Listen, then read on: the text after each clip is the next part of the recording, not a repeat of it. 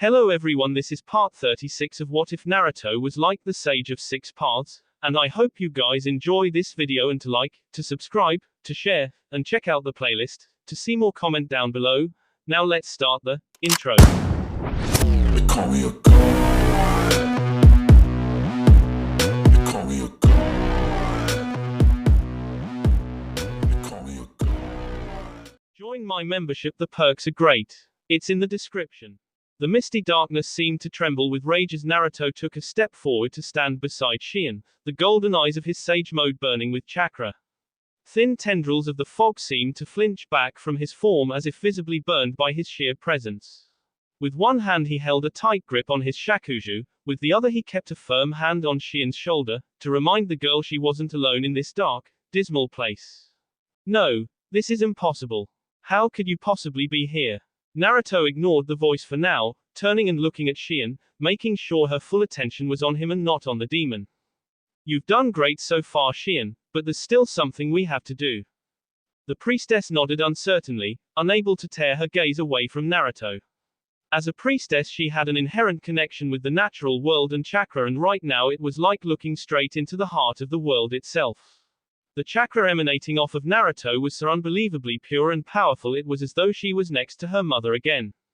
Not only that, but it was so bright, so very bright that even the dark, malevolent chakra surrounding them could only flee from it. She barely registered his words, too lost in the deep molten gold his eyes had become, a symbol of his connection with nature and its energy. Naruto simply grinned as he turned away, breaking the spell over Shion to gesture out at the abyssal world they had entered. Of course, we have to do something about this, don't we? His voice was so confident, his stance firm and his eyes so warm, Shion could do nothing but nod as he turned back, his gaze softening once again. Come on, Shion, I can't do this without you. The darkness seemed to vibrate around him as the light only Shion could see surrounding the blonde became visible, almost blindingly so, as Naruto's chakra levels soared to unprecedented heights. You are the one that bears the accursed samsara eye. Naruto paused for a moment, the bright glow around his body fading just a little as he turned back out towards the darkness. You know about my eyes. The darkness almost immediately reacted to the teen's dimming, dark tendrils of fog twisting and contorting around the two until a large amorphous face appeared made from fog. Its two burning red eyes glared at the pair, but more so Naruto's rippled eyes filled with confidence met red eyes filled with millennia of hatred. Of course, even in my world I hear whispers of those eyes that felled even the mighty Shinju. The one who came before, the God-man. Naruto's eyes narrowed a little as the darkness continued to twist and writhe around them. He was the epitome of you humans, but while he was a man, you are just a child. The face in front of them grinned as it moved closer, only to grimace as Naruto sent it reeling back, the light around his body only burning hotter and brighter. With my power and those eyes, there would be nothing on this earth that could stand in my way, even my own body of F&B could not compare. Naruto just grimaced as he felt the great demon's eyes roam his form with greed and desire. Sorry, I already have tenants and I don't think they would appreciate the company. Mariu screamed as Naruto soon became too bright to look at, the face of mist and fog dissipating back into the all-consuming darkness of the murky world. However, to Shion it was just a warm, comforting light that bathed the monk, casting away the shadows. You will regret this, monk. I will destroy you, this world and all of the worthless humans that inhabit it.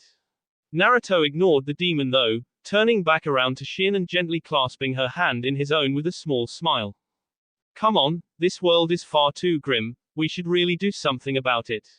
Shion didn't even know what to say for a few moments before she found her voice, smiling back at the monk. Right. She felt as though the blonde's grin lit up the darkness even more than his powerful aura as he reached across, pulling her small crystal bell off her jacket. You know, I thought there was something special about this, I guess I'm about to find out. He held out the hand holding the bell and Shion quickly placed her own around it, both feeling it as the small ornament began to glow with its own light, equaling that of Naruto's.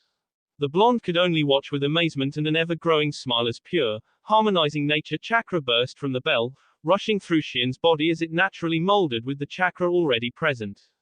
I feel it. Before his eyes Shion seemed to change, her body glowing with an unearthly light as pink markings appeared below her eyes and in the center of her forehead. Naruto almost wanted to laugh from the revelation, It was Sage Mode. Nature chakra rushed through both of their bee-like raging rivers as the glow only grew brighter and brighter, casting back the shadows and causing Mariu to scream as the purifying light burned away his blackened soul. Fu dashed down the darkened hallway-like cave as fast as she could, her sandaled feet pounding against the hard rocky floor. Ahead of her something roared loud enough to shake the entire cave, causing the ceiling to crack and a few loose rocks to fall down overhead. She skidded to a stop in the massive chamber, staring with wide eyes at the enormous construct of dark chakra at the center. It was as if some nightmarish hydra had burst from the lava that filled the floor, roaring and thrashing about as the demon tried to gain purchase in this world. Naruto was nowhere to be seen and Fu was worried. She had completely lost track of his chakra not long after he rushed in here, lost amongst the oppressive feel of Mariu's. However, even as she watched, she realized that the dragon-like heads of the demon weren't moving randomly. It looked more like they were writhing in pain. Sure enough, a single long streak of pure white light suddenly burst from whatever dark dimension the demon had come from, shortly followed by another, and another. Soon a multitude of great cracks of white light appeared over the beast before, with one last deafening cry of pain, the body of Mariu exploded outward in one massive dome of brilliant white light. When Fu finally lowered her arm from protecting her eyes, she looked on in shock as she saw Naruto standing right at the center of it all, bathed in a slowly fading glow. Around them great chunks of a dark ash-like substance floated down from above them, burning or smoldering. With a start, Fu realized it was what remained of Mariu's body after whatever Naruto had done to it. However, she quickly saw the monk wasn't alone, as in his arms, peacefully asleep, lay Shion, a light, lilting smile on her features. Naruto. When the blonde caught sight of her, he waved with a grin, causing Fu to smirk. Leave it to Naruto to act so nonchalantly after destroying an evil that had been plaguing the country for hundreds of years. He stopped though when the sleeping priestess in his arms stirred lightly. It made him smile to see the younger teen so peaceful. You did great, Shion. You'll make a fine priestess yet. As he and Fu left the ceiling ground, neither of them noticed the small blush accompanied by a tiny smile spread across the younger girl's face. I'm sorry you couldn't find what you were looking for here. All 5 teens stood in the ornate hall of the Oni no Kuni temple. Shion sat before them, the picture of elegance and regal bearing as she addressed them, wearing her full regalia as the proud priestess of her nation. The 4 teens knelt opposite her in Caesar positions. However, despite the formal feeling in the air, they were relaxed and the atmosphere was purely friendly. It's all right. A friend once told me that it isn't necessarily about finding what you were looking for, just as long as you find something worthwhile. Naruto sent a subtle glance Haku's way as he spoke, making the darker-haired teen smirk. Shion sat before them in silence for a few moments, still appearing perfectly poised and rigid before a grin broke out over her face, any tenseness in the air breaking immediately. I really will be sad to see you all leave, you know. Even Tayuya. The redhead naturally scowled at the young priestess, but there was no venom behind it, it was just playful. The days they had spent at the shrine after Mariu's defeat had gone a long way to mending any problems Shion might have caused between the two. After her outlook on life had changed, the girl had become carefree, happy, and it became hard to stay mad at her. Although that wasn't to say she had lost that certain spark about her that just made her uniquely Shion. And we will be sad to go. It always is that way when leaving friends. Shion chuckled light-heartedly at Naruto's words, relaxing out of her rigid Caesar into a more comfortable position with her legs folded to her side. You speak as though we will never see each other again. Naruto just grinned at that, his shakuju jingling as he tilted his head. Oh, we'll definitely meet again. Shion smiled amusedly, her eyes light and carefree. A prediction. Naruto simply grinned right back as he stood up, hand held out. A promise. Shion nodded concedingly, standing up and gently taking the offered hand. Very well, but don't think I won't hold you to that. She sighed a little wistfully as she looked up at the teen that had changed her life, in more ways than one. Such a shame that your heart already belongs to another. Quote. She looked around at Fu, whose orange eyes were observing her carefully, looking for any underhanded moves from the priestess. It didn't take a genius to see that she had developed more than a small crush on the young monk after everything he had done for her. Perhaps you could have been the one to help pass on my power to the next generation of priestess. She smiled lightly as she saw Fu's gaze harden slightly before waving the girl off congenially. Maybe, but as you said, my heart is with someone else. Xian nodded, the sad smile on her face sliding away as Fu settled back down, still eyeing the priestess carefully. I almost wish I could come with you. I think it would be amazing to travel so freely like you do. Naruto chuckled as he rubbed the back of his head sheepishly. You make it sound so glorified. There's a lot of sleeping in forests and long days of walking too. Xian just smiled softly, gently laying a hand on Naruto's knee, a small part of her knowing this would be the last time the two would see each other for a long time. Oh, I don't think that would be so bad as long as you share it with people you care about. Naruto just nodded. It was what made his life bearable having those people by his side. But I must stay, this land will always need its priestess. Mariu was not the only evil to call this place home. She looked up, a slightly hopeful look in her pale purple eyes. But perhaps you could stay, you would always have a home here, recognition from the people and... She leaned forward so she could whisper into Naruto's ear quietly. I think I would be okay with sharing. Naruto's eyes widened a little as he took a step back, just the tiniest hints of a blush spreading over his face. He took a moment to collect himself as Xian smirked, glad to have finally gotten a rise out of the young monk, even if it wasn't quite in the way she had originally intended. I'm afraid I couldn't, I still haven't fulfilled my purpose in this life yet. Xian just nodded with a sad but still satisfied smile on her face as she stepped back, bowing slightly to each of the teens. Then I wish you the best of luck. Remember you are always welcome in Oni no Kuni. All of you. Naruto just smiled as he stepped back to join his friends. Thank you all for everything you have done for this land and its people. Naruto nodded again and was about to turn around when Xian placed a hand on his shoulder. Wait, one last thing Naruto. The young monk was a little surprised when Xian took the bell off of her jacket and held it out to him. I want you to have this as a token of thanks. Naruto froze, his hands immediately coming up to refuse the gift. It meant too much to Xian. I couldn't, it was your mother's and we already accepted the pay you were going to give to Konoha. Naruto wasn't exactly proud of that but Xian had insisted, after all their supplies had been dwindling lately. Xian just smiled softly, prying open Naruto's hand and gently placing the small glass bell on his palm. No amount of money could ever repay what you have done for both this country, and for me. Behind him Tayuya was about to speak up, no doubt asking for more money. Luckily Haku managed to grab her and place a hand over her mouth before she could ruin the moment. So instead have this, and always remember me through it. It has lost its power anyway, thanks to you it now resides within me again, as it should. Naruto froze for a moment before allowing his hand to close around the little trinket, a light smile on his face. Of course, thank you Xian. He reached around, placing the pin of the bell through his hair tie and securing it in place. He experimentally shook his head and Xian had to giggle as he let off little jingles with every movement. How is it? The younger blonde simply smiled and nodded. It's perfect. This time Xian turned to Fu, surprising the Jinchuriki as she walked over to her, making sure to look her right in the eye. Orange met purple for a few moments of terse silence as the two girls stared each other down before Xian spoke in a low, hushed whisper. I hope you understand just how lucky you are to have somebody like Naruto. Fu just smirked back at the girl challengingly. Every single day. Xian nodded once approvingly as she stepped back, never breaking eye contact. Good, because I'll be right there, ready to step in if you falter. The two continued staring at one another for a few seconds before they broke away. I wish you all a safe journey back home, wherever that may be. Taruho will escort you to the docks where I've made sure there is a boat waiting for you. Naruto nodded thankfully as the two groups parted, a small part of him wishing he really could take the girl up on her offer. After all, it was hard saying goodbye. Naruto sighed as he allowed the gentle rocking motions of the boat relax his body, his eyes dropping contentedly as he sat up on one of the sails of the surprisingly large vessel. They had left Oni no Kuni a few hours ago and after the usual scuffle for rooms each person had gone off to explore the ship. After a while Naruto had found himself up here, Fu sitting next to him as the two enjoyed the serene air, gentle noises of the sea and a comfortable silence. So Naruto, what was it Xian whispered to you?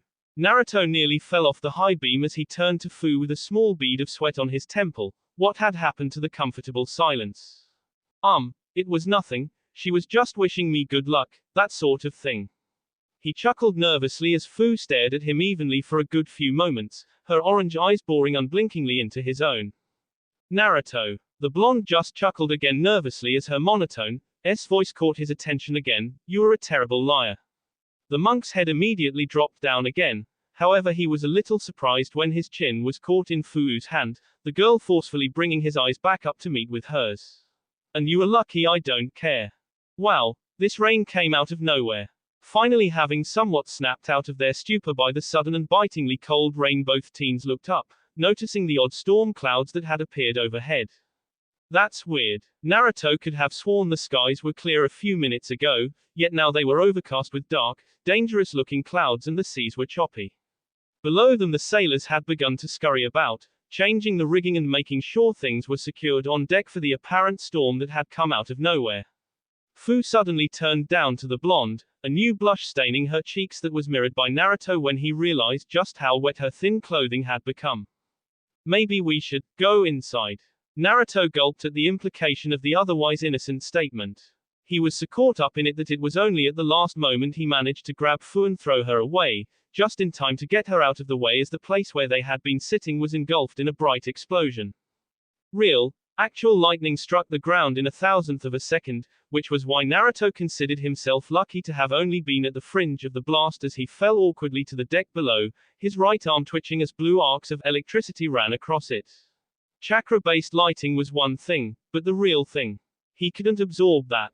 Damn it, Kakazu, I told you that stupid idea to get a real lightning storm going was AS idea.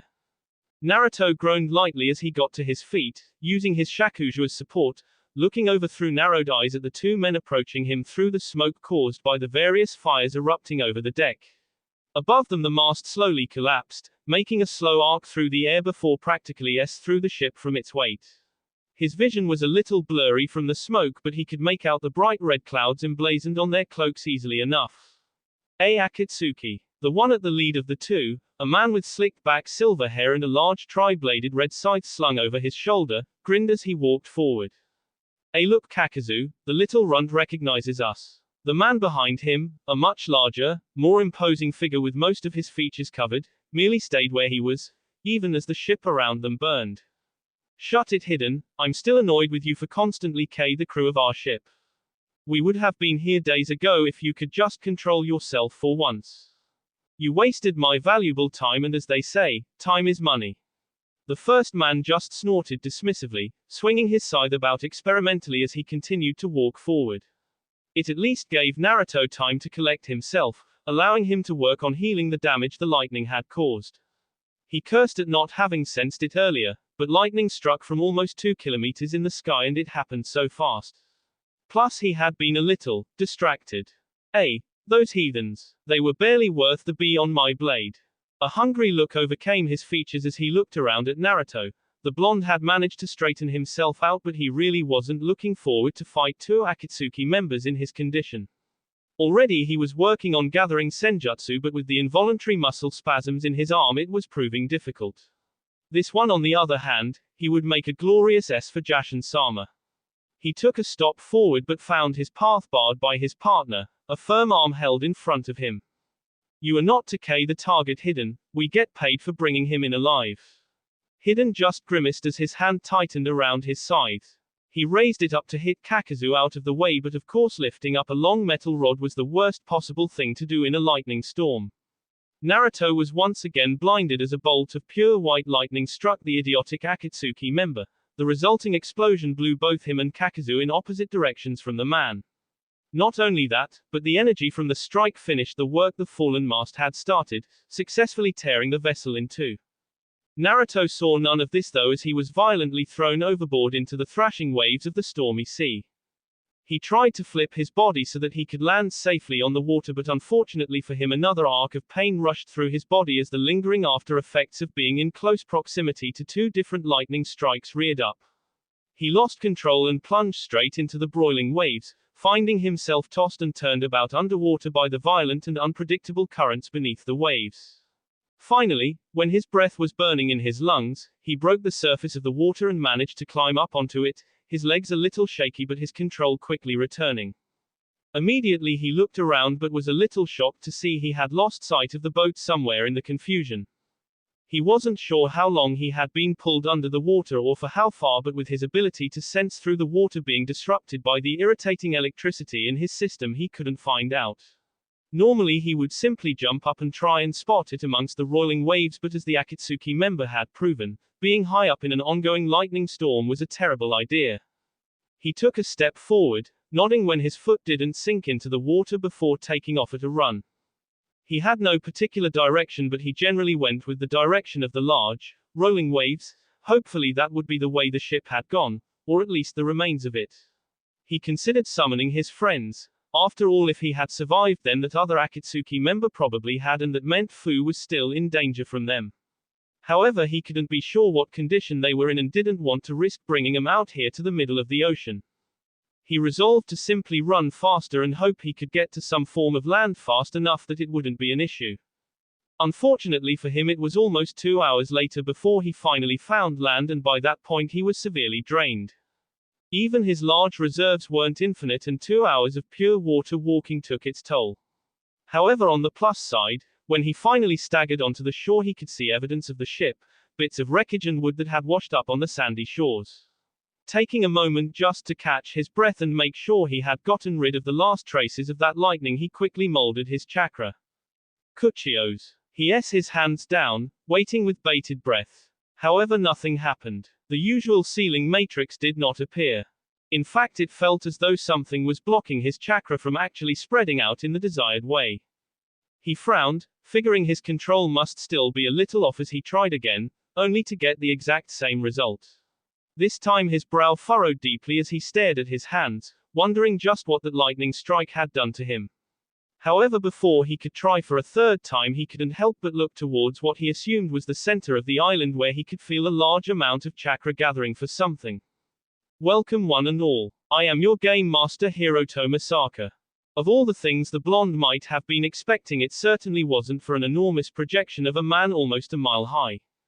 He spoke with an enthusiastic, eccentric tone, only backed up by the odd clothes he wore. It seemed to be an all-white suit with a very high-collared white robe that fanned out at the back. Going with the theme, his hair was also a startling white, spiking out in random directions to give him a slightly crazed look. However, his eyes, hidden partially by a set of rectangular glasses, glinted with the light of a conniving intelligence.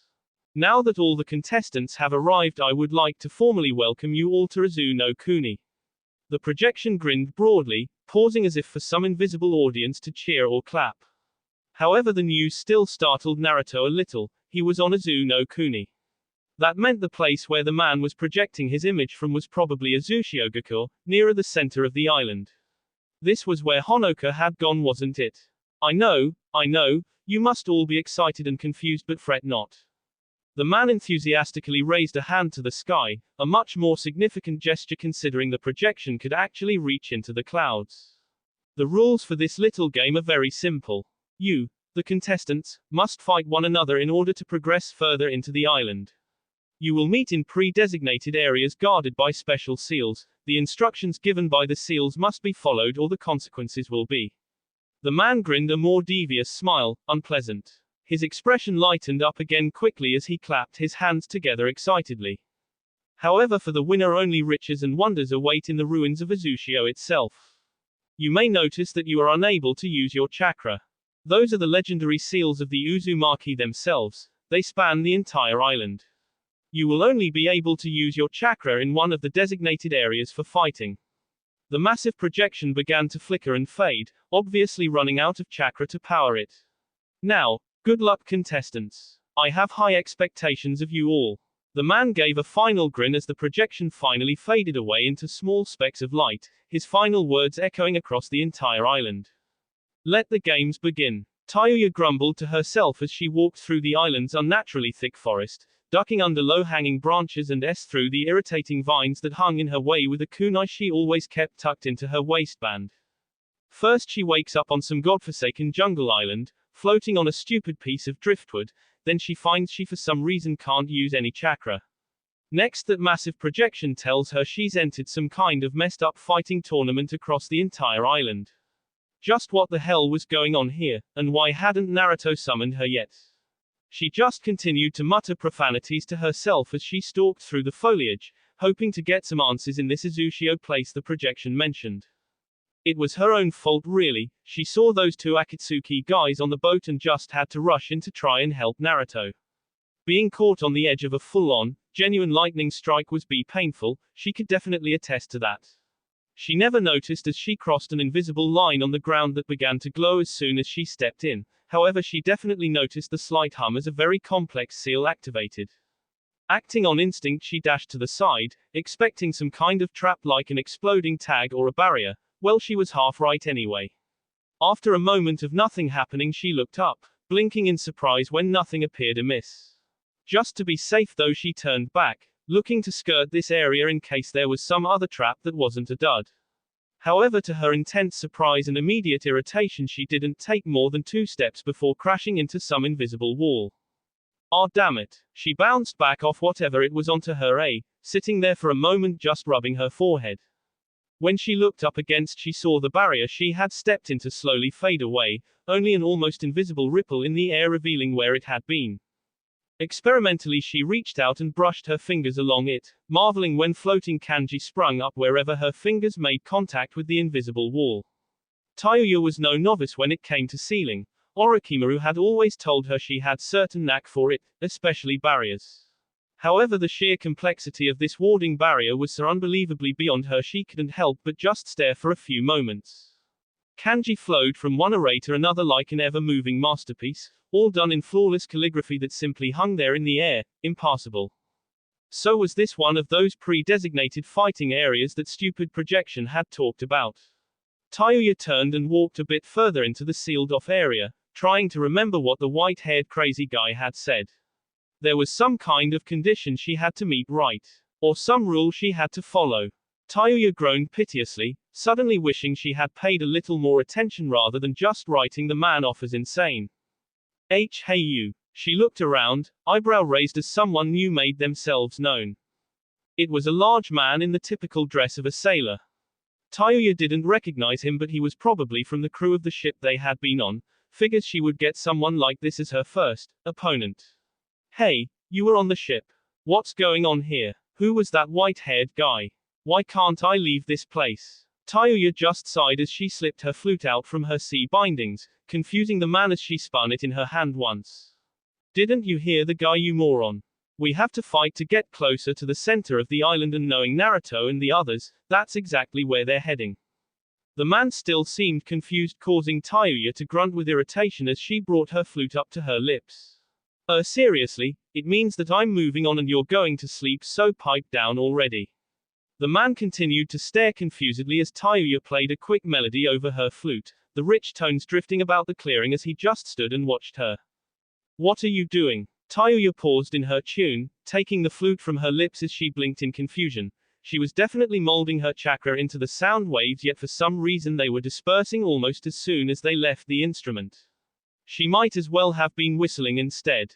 What the hell? She stared at her flute in surprise as it had never stopped working like this before. However, in her momentary pause the man seemed to get over his own shock, staring down the much smaller girl. So what? We have to fight. Then I can get the hell out of here.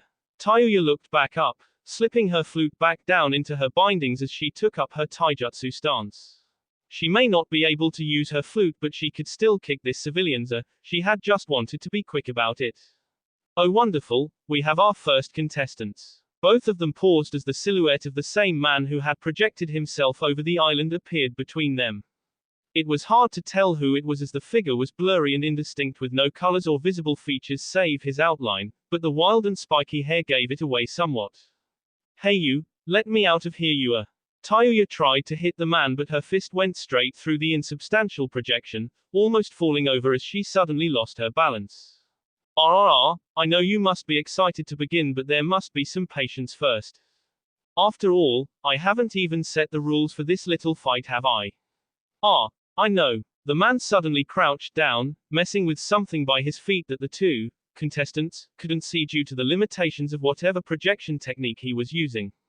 There.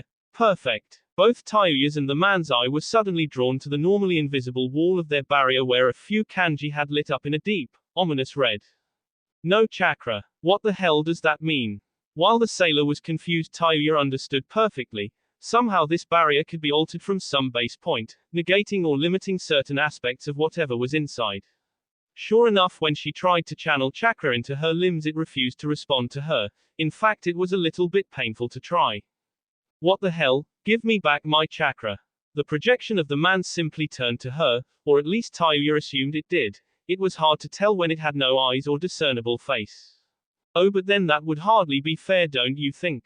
The projection chuckled, an irritating, mocking laugh that set Tayuya's nerves on edge as it slowly began to fade away. Good luck, you two, there are other games that await me. Just like that, he blinked out of existence, leaving the two alone again. However, this time it wasn't a Kanoiki and a civilian sailor, but a very large, very brawny man and a much smaller, physically weaker girl. Ah, damn it. I don't care about this I'm getting out of here, and if that means through you, so be it. The very large man suddenly rushed the younger redhead. However, even without her chakra, Tayuya was still trained in taijutsu and she was easily able to sidestep him, almost wanting to laugh as the man barreled straight into the invisible wall of the barrier. Ah man, I can't believe I was worried there for a second, it's like fighting a toddler. She slipped back into her stance with a mocking chuckle, her slight concerns by the man's size and her sudden lack of chakra eased. The man simply turned to her, rubbing his forehead and glaring at her. He took a swing at her with one of his big meaty arms, but Tayuya easily set it aside, using the man's misplaced momentum against him as she slipped around him, soundly striking him on the back of the N. PFFT, too easy. The man slumped to the ground, completely knocked out as Tayuya stepped forward and looked towards where the barrier still displayed the no chakra rule. Alright Hitoto, or whatever your name was, drop the barrier. I won, didn't I? She didn't get a direct answer from the man or one of his projections, but the barrier slowly faded away in front of her, the hum-s down to nothing. The redhead just smirked and strode forward, breaking into a jog as she headed further inland. She wanted to get this whole game thing over with as soon as possible. However, she had to groan as a few minutes later she took a step over yet another invisible boundary, the familiar hum starting up behind her as she walked into yet another barrier. Ah damn it. She stomped her foot on the ground and was a little surprised to see a small crater erupt from the contact. The former Oto Kanoiki grinned as she felt her chakra return to her, flowing through her body like a warm, revitalizing elixir. All right then, bring on the next weakling Hitoto. Almost instantly the projection of the man buzzed to life next to her, and despite its lack of face she could almost feel the irritation radiating off the man.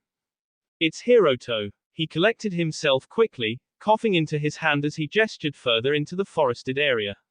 And I believe your newest opponent has just joined us. Tayuya looked to where he was gesturing, expecting another civilian sailor to come stumbling out of the tree line. However, her eyes widened in shock when her opponent finally did walk out. She couldn't believe what she was seeing. Damn right I'm here. And you better be more of a challenge than all those other heathens. I can tell Jashin-sama was displeased by their pathetic s. Fu frowned as she dusted off her hands. Yet another of the sailors that had populated ship lay behind her, swirly circles in his eyes from the swift blow Fu had dealt to the back of his head. She knew Naruto had to be on this island somewhere. Something this crazy going on would undoubtedly have drawn in the blonde's incredible penchant for unbelievable situations. She wasn't sure if it was bad luck or good luck that brought him into all this craziness, however she did know she had to find him. The Akatsuki members could be here as well, and she probably didn't stand a chance against both of them if they managed to find her. Naturally, the first thing she did after the boat sank, or at least what had remained of it had, was take to the skies in order to find one of the others. However, they had been scattered, and in the storm it was like trying to find a single pebble in a pond. Then she had managed to find the island, or Azu no Kuni as Hiroto had called it. However, almost as soon as she passed some invisible boundary around the country, her wings had just faded away as she lost control over her chakra. It was only thanks to the large leaves of the forest breaking her fall that she hadn't broken something herself.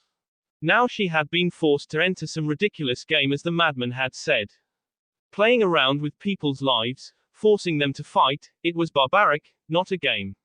However, she had no one to voice her opinions to, so she simply moved on, dashing off as fast as she could into the forest as soon as the barrier came down. She remembered the first conversation she had with the projection of Hiroto. For the most part she had ignored him, which seemed to really get to him. After that it had been one opponent after another as she slowly worked her way inland. Hiroto seemed incredibly annoyed by her lack of reactions to his various attempts at weighing the fights against her with his ridiculous rules. First it was taking away her chakra, however she had been trained to fight in such conditions before and was barely fazed. Next he had taken away her sight, however the man she was fighting was similarly affected as the so-called rules of each barrier appeared to be indiscriminate. Likewise she had swiftly won that fight too, easily finding the man as he panicked over his loss of vision. Finally, in the last fight she had been forced into by Hiroto, the man had not only taken away her chakra, but increased the gravity within the barrier by almost 5 times the normal amount. The white-haired maniac had hoped that because of her smaller build the much larger sailor would have been at an advantage. Fu quickly disproved that idea. And now here she was, running as fast as her chakra-lacking body would allow her towards Uzushio, hoping to find Naruto there. She did almost sigh as she crossed the invisible threshold of yet another barrier, wondering just how many opponents she would have to face before she could reach Uzushio. However, to her confusion as she walked further inside she could hear what seemed to be a conversation. Quieting her footsteps and taking it slow she crept forward, peeking out around a large tree to see a rather strange sight that instantly put her on edge. Standing in front of her, facing away from the mint-haired girl, was a man wearing an Akatsuki robe. Damn it, I'm bored, we've been waiting here for almost an hour. Fu frowned though when she got a better look, it wasn't one of the ones she recognized that attacked the boat, not to mention this one seemed to be part plant. Large Venus flytrap-like extension rose from his shoulders and his hair was a rather shocking shade of green. Which coming from her was saying something. Well, whose fault is that, huh? Toby told us to simply observe and yet here we are, trapped in this stupid barrier without even a way to get a message to him. Fu's frown only deepened when another voice emerged, seemingly from the same man, only it was darker and raspier, much more unpleasant to listen to. It's not my fault. You were the one that wanted to get in closer. Fu took a step back. The Akatsuki member seemed heavily unstable considering he was actually talking to himself with 2 different voices. How was I supposed to know that the mayfly technique wouldn't work once we were inside one of the barriers? Fu's eyes narrowed as she tried to come up with a way of getting past this Akatsuki member. Usually by now Hiroto would have shown up in one of his projections, but he was conspicuously absent right now. Well, you shouldn't have underestimated the Uzumaki then. You know Madara-sama always talked about how irritating they could be with their fuinjutsu. At that Fu froze. One did not need to be a walking encyclopedia of shinobi to know the significance of the name Madara. Yes, well, it seems it doesn't matter anymore as our opponent has finally resolved to stop hiding. Ne. Fu jumped backwards into the air as a massive wooden vine suddenly burst out of the ground beneath her, trying to ensnare her. She managed to keep her composure as her wings burst from her back, keeping her hovering in the air, but inwardly she was beyond shocked. First this man talks about Madara Uchiha, then he goes and uses something suspiciously like Mokuton. Oh, I was sure that would have caught her. The first, lilting, slightly effeminate voice seemed genuinely disappointed, in an almost childlike way, as the Akatsuki member finally turned to the Jinchuriki. Fu saw for the first time that the man seemed to be completely divided into a white half and a black half. Then you are naive as always, can't you see this is the Nanabi Jinchuriki? Toby warned us about her. Fu's eyes narrowed again, wondering who this Toby person was and how he was so knowledgeable about her. If there was one thing she had come to genuinely dislike, it was lacking information. Oh dear, I don't think we're ready to face a real-life Jinchuriki, we never were the front lines type. The black half of the man just seemed to growl his agreement. What should we do? Fu didn't really appreciate them talking as if she wasn't there, however she couldn't really do anything until the rules of the barrier had been set up. For all she knew she could be in mid-attack and completely lose her chakra. She couldn't risk that without knowing more about this Akatsuki member's techniques and fighting style, however from what she had seen it didn't bode well for her. A Mokuton user was like a Jinchuriki's worst possible opponent. Quiet idiot, I'm thinking. However Zetsu didn't need to think much longer as at that moment the wall of their barrier rippled, the new rules of the fight appearing in bold red kanji. 2 enter, 1 leave. Both halves of Zetsu seemed to grin viciously at that. Perfect. Fu watched with increasing disgust as the Akatsuki member suddenly shucked his cloak, revealing that the divide between them covered their entire body. However, before her eyes the man-thing began splitting down the middle, into 2 completely separate halves. Fu had to contain her look of revulsion as thing, as it certainly could not be human after doing that, fully separated, each new half regrowing the missing leg but not their other arms. For a moment the 2 just stood there, flexing their new legs and suddenly independent arms before the black half grinned. I hope the game master doesn't mind too much if we bend the rules a little. After all, there aren't just 2 of us anymore.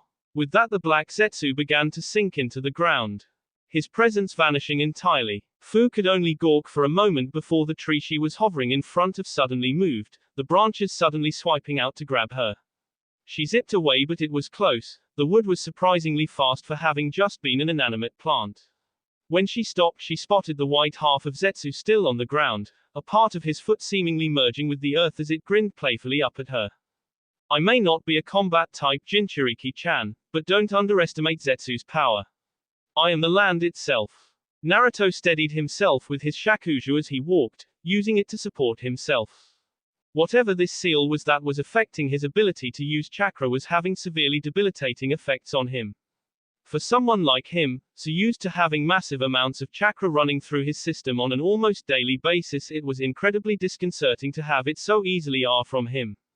Although whatever it was didn't actually seem to affect his ability to mold it, as it hadn't affected the 8 trigrams seal on his stomach, that would have been dire.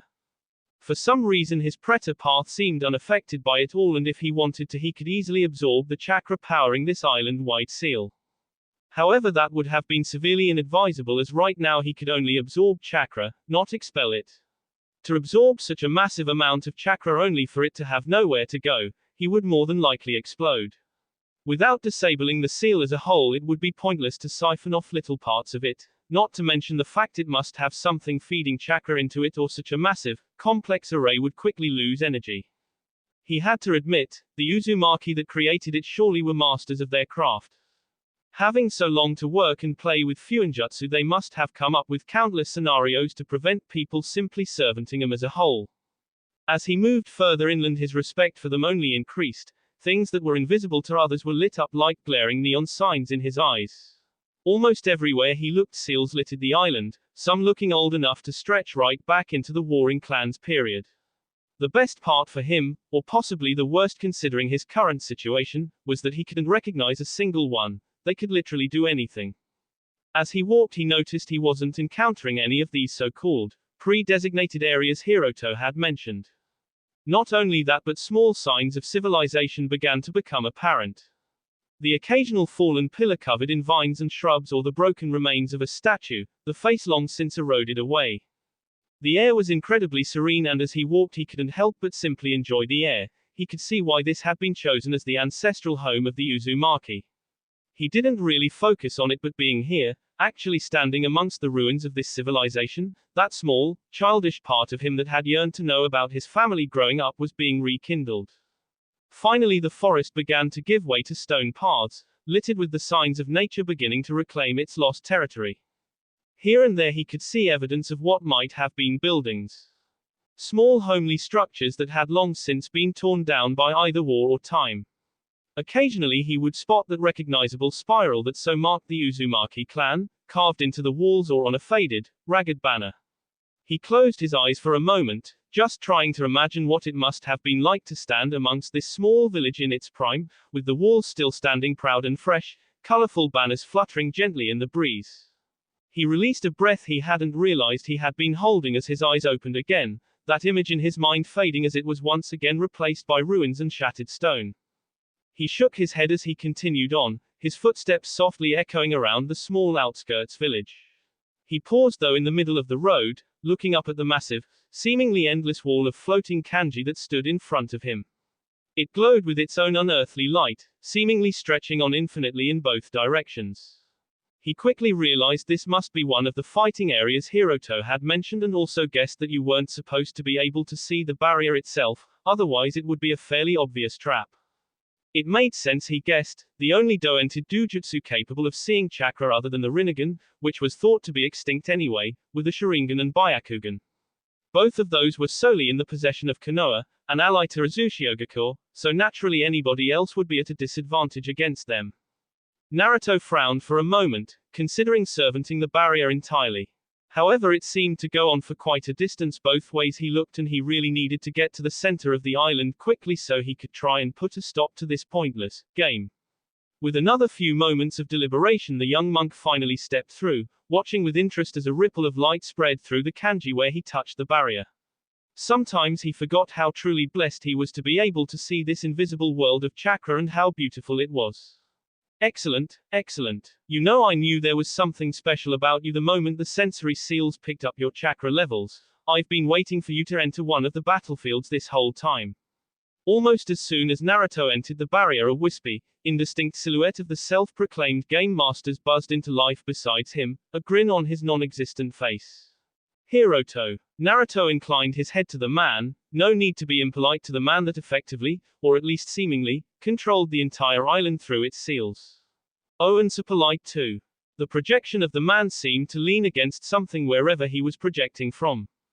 The action made him look like some sort of mime. Ah, you know, I've been dealing with curses and screaming all morning. It's rather refreshing to talk to someone level-headed like yourself. Naruto could somehow feel the grin the man was giving him as he talked. The blonde just took the opportunity to walk forward, further inland. Naturally, the projection followed him, even if Hiroto himself wasn't walking. It just seemed to glide along beside him, keeping perfect pace. So, what do you think of my little game, eh? Excited? Thrilled? Angry? Disheartened? Do tell, I love seeing what people make of my brilliance. Naruto just rolled his eyes as he walked, his shakuju and the bell in his ponytail jingling along to his steps. It just had to be an egotistical narcissist, didn't it? That one man with the scythe was my favorite. He seemed so happy about the whole concept. Naruto almost faltered by he caught himself, passing it off as a small misstep. The Akatsuki with the scythe had survived. But Naruto had clearly seen him get struck by lightning. No, it had to be someone else. Why? What is the point of it all? The projection just looked at him for a moment as if considering the words, although it was very hard to tell what Hiroto was thinking when his face was hidden like it was. Isn't it obvious? I wish to simply show people what is inside their own hearts. Nothing does that like pushing the boundaries between life and death. There was a moment's pause as Naruto actually, though the man was being sincere before the projection chuckled. Plus it is all very amusing. I have to do something to pass the time, you know. Naruto just sighed as they finally reached the other side of the barrier. He looked up at the massive wall of kanji and frowned. He couldn't just wait here for some opponent when his friends might be in danger elsewhere. You see it, don't you? Hiroto's voice pulled him out of his thoughts as he realized he had been staring at the barrier for a few long seconds. Do you see it? The beauty of the seals. The Uzumaki really were artists, you know, constructing something as magnificent as this. Naruto blinked as he looked around and spotted the projection staring up at the barrier as well, even though the blonde was positive he couldn't actually see the chakra. You didn't create it. The projection scoffed, throwing a dismissive wave the monk's way as he turned back to Naruto. Of course not. I am brilliant, yes, but the expertise and the sheer genius of the Uzumaki clan is still beyond even me. No, this was created long before I stepped foot in this country. I simply commandeered it for my own use. Naruto nodded slowly. It made sense. It would take years to set up something this complex and ingenious all over an island this large. What was its original purpose then? Once again the blonde could feel the projection grinning at him in response as it waved a hand at him, finger pointed up tauntingly. I wouldn't ruin the surprise. You will have to simply seek me out in Uzushio. And with that the projection faded from existence with a small buzz of static. Naruto stood there a moment before sighing. It was tough being courteous with such an obviously insane man. After a moment or two he reached forward to touch the barrier, reaching out through his preta path to absorb the chakra powering it. However, as soon as he tried to do that his eyes widened in surprise. Where he touched the barrier the floating kanji turned a sudden and startling red. A moment later he had to grit his teeth in pain as a lance of electricity shot from one of the kanji, shocking and numbing his arm. He breathed heavily, severely irritated by the amount of times he had been shocked recently. Although he had to admit that it was yet another ingenious move by the Uzumaki that had designed the barrier. All forms of chakra-absorbing jutsu were just that, designed to absorb chakra. Nobody would be expecting them to seal actual lightning or electricity as a defense mechanism. Given enough time, Naruto was sure he could get around it, but fate had decided not to give him that time as a presence behind him made itself known. You know, for the amount of time you have managed to elude the Akatsuki, you aren't exactly subtle. I could hear your shakuju and that little bell from almost a mile away. Naruto turned with a pleasant smile on his face to look up at the tall, imposing figure of a tan-skinned man with most of his features hidden by a cowl and a cloth face cover. However, his interesting green eyes, backed by deep maroon sclera, were perfectly visible as they stared down at the blonde. Kyubi Jinchuriki. Haku sighed as he finished creating the ice restraints for what must have been the fourth or fifth sailor he had come across and had been forced to fight. Naturally, he had taken them all down as swiftly and as painlessly as he could, but it was beginning to grow tiresome. At least he was making decent progress into the island. They were just civilians after all, not on the same level as shinobi, even with his chakra taken away. As the barrier faded away, he dashed off into the jungle, moving as fast as he was able. He may have kept a calm and cold exterior, but he was worried for his friends. Almost 2 hours and he hadn't seen a single sign of them. They had to be involved in this sick game as well.